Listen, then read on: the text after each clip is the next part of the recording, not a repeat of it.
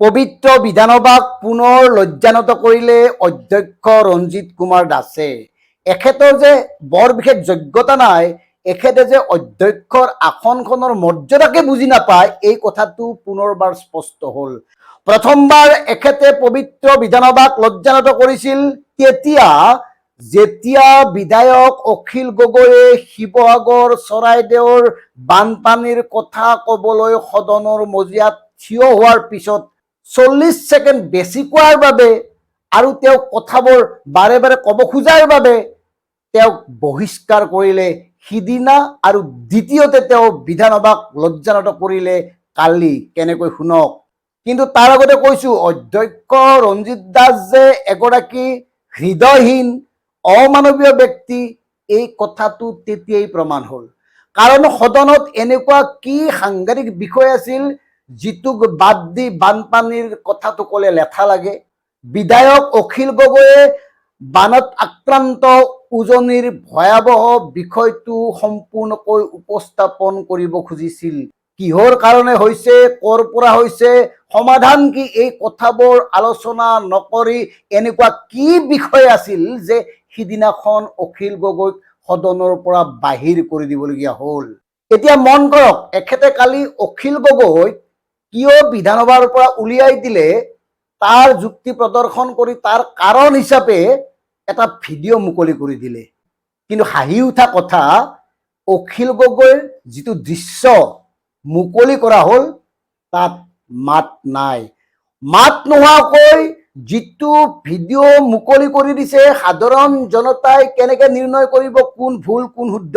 মানে ইয়াৰ পৰা এটা কথাই স্পষ্ট হয় যে ৰঞ্জিত দাসে উদ্দেশ্য প্ৰণোদিতভাৱে ইচ্ছা কৰিয়ে অখিল গগৈক সিদিনাখন সদনৰ পৰা বাহিৰ কৰি দিছিল। নহ'লে তেওঁ ডেস্কত উঠিব পাৰে। এনেকুৱা এটা গুৰুতৰ বিষয়, জীৱনতকৈ সংকট ডাঙৰ নেকি?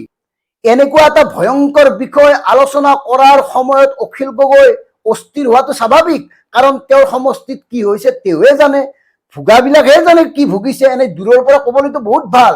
গতিকে সেইফালৰ পৰা তেওঁৰ যিটো অস্থিৰতা, সেই অস্থিৰতাৰ সন্মুখত সদনৰ মৰ্যাদাৰ প্ৰশ্নটো কিন্তু ইমান ডাঙৰ নহয়। গতিকে এনেকুৱা কি কৰিছিল, এনেকুৱা কি মাক বাপেকক ধৰি আপোনাক গালি পাৰিছিল যে আপুনি সদনৰ পৰা তেওঁক উলিয়াই দিবলগীয়া হ'ল?